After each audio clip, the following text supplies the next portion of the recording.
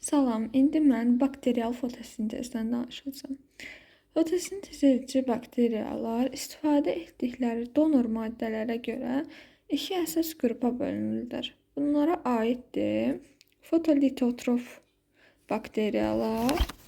Bunlar kükürddən istifadə edənlərdir. Yəni bunlara kükürt bakteriyaları da deyilir. Bir də fotoorganotrof bakteriyalar. Bunlara deyilir həm də kükürt bakteriyaları, bunlara isə deyilir fotoorganotroflara. Qeyri-kükürt və purpur bakteriyaları da purpur bakteriyaları. İndi baxaq elektron donoru kimi nədən istifadə edirlər. Əvvəlcə fotolitotrof dedikcə kükürt bakteriyalardır. Onda nədən istifadə edər? Kükürtlü maddələrdən. Kükürdün özündən istifadə edir, H2S-dən istifadə edir, sonra SO3-2-dən istifadə edir, bu kimi kükürtlü maddələrdən. Fotoorganotrof isə foto işıq deməkdir, organik sözü var burada. Baxın, organik nə idi? Üzvü. Oradan yadınızda saxlaya bilərsiniz ki, bu da üzvü maddələrdən, məsələn, spirtdən, sonra nədən? Turşulardan istifadə edə bilər. Üzvü turşulardan da yəni. Deməli, litotrofsa isə litos torpaq sözünə bənzəyir. Bunu torpaqla yadda saxlamaq olar ki, torpağın tərkibində bunlar olur o vaxtı. Sonra xüsusiyyətinə baxsaq, kükürt bakteriyaları obliqat, məcburi avtotroflardır. Məcburi, yəni obliqat avtotrof. Bu da nə deməkdir? Yəni ki, bunun fotosintez eləməkdən başqa bir çarəsi yoxdur.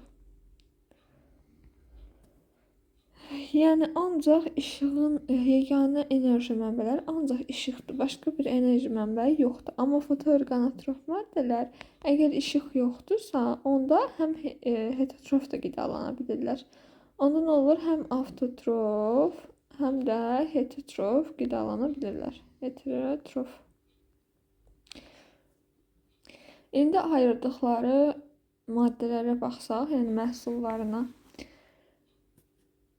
İstifadə edir burada kükürt, hidrogen, yəni H2S istifadə edir və burada kükürt toplanır. Lakin hidrogen ayrılmır. Yəni H2S-dən istifadə etdi. Kükürdü topladı. Amma oksigen ayrılmadı. Fotoorganotrof bakteriyalar isə əgər mühitdə oksigen varsa, onda fotosintezi dayandırırlar və heterotrof qidalanmaya keçirlər. Bunlar haqqında bu qədər. İndi baxaq ki, bakteriyalarda fotosintez aparatı nədir? Yəni bilirik ki, onlarda xloroplastlar yoxdur. Çünki xloroplastlar plastidlərdir. Onlarda iki membranlı orqanoidlərdir. Bakteriyalarda isə ümumiyyətlə iki membranlı orqanoidlər ola bilməz. Burada olur birincisi tilakoidlər. Tilakoidlər nədir? Tilakoidlər bakteriyanın sitoplazmatik membranının içəri qatlanmasının nəticəsində yaranan yastı qabarcıqlardır. Tilakoidlər membranın içəri qatlanması nəticəsində yaranan, sitoplazmatik membranın içəri qatlanması nəticəsində yaranan yastı qabarcıqlı quruluşlardır. Yastı yaxud da qabarcıqlı. Sonra yosunlardan da bildiyimiz xromatoforlar var ki, xromatoforlar var ki, bunlar yosunlarda da olurdu, bakteriyalarda da rast gəlinə bilir. Tərkibində bakteriya xlorofil olan dairəvi törəmələrdir. Xromosomlar. Bunun deməli tərkibində bakteriya xlorofil olur. Bakteriya xlorofil. Xromosomlar. Xromosom nədir? Xromosom yazmaq istəmirdim. Xromosom birlikdə nüvənin tərkibindəki şeydir. Nə deyirlər ona? Nüvənin tərkibində olur da xromosomlar. Ondan danışmırdım. Xlorosom demək istəyirdim. Xlorosom nədir?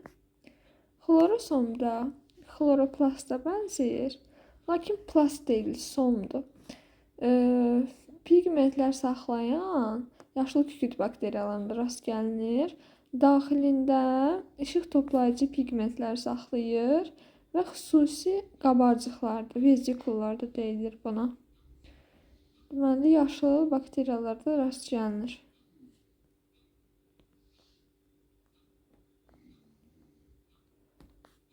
İşıq toplayıcı pigmentlər saxlayan xüsusi qabarcıqlardır.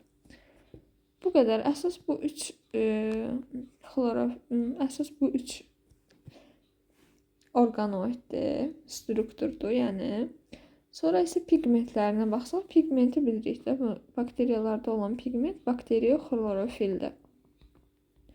Bakterioxlorofil olur bakteriyalarda. Bitkilərdə nə ola bilirdi? Bitkilərdə olurdu xlorofil A və B. Xlorofil A, xlorofil B. Bunlar olurdu. İndi baxaq ki, bəs hidrogenaza fermenti nədir? Azotun təsiri nədir? Hidrogenaza fermenti adından da göründüyü kimi hidrogen üçündür. Yəni, bəzi fotosintez edici bakteriyalarda, göy yaşıl yosunlarda bu ferment vasitəsilə H2 molekulyar hidrogeni əmələ gətirə bilirlər. Bu nə oldu? Hidrogenaza. Azotun təsirinə baxsaq isə, azotun təsiri hidrogenin alınmasına mənfi təsir edir. Yəni, mühitdə əgər azot varsa, hidrogenin alınması zəifləyir. Tərs mütənasibdir. Niyə? Çünki elektronlar burada sərf olunur ki, azot çevrilsin NH3-ə. Azotun NH3-ə çevrilməsinə sərf olduğu üçün elektronlar, ona görə də hidrogenin alınması zəifləyir. Və axırda isə müqayisə etsək bir dəfədə bitkilərlə bakteriyaları. İndi dedik ki, elektron donoru kimi nədən istifadə edirlər bakteriyal fotosintezdə? Fotolitotroflar kükürddən, SO3 2 mənfidən, sonra H2S-dən istifadə edirlər. Ondan sonra orqanotroflar nədən istifadə edirdi? Üzvü maddələrdən. Amma bitkilər nədən istifadə edirdi? Bitkilər istifadə edir. Burada bakteriyadır, burada bitki. Bitkilər bildiyimiz kimi istifadə edirlər sudan. Elektron donoru kimi sudan istifadə edirlər. Oksigen ayrılması isə bakterial fotosintezdə oksigen ayrılmır.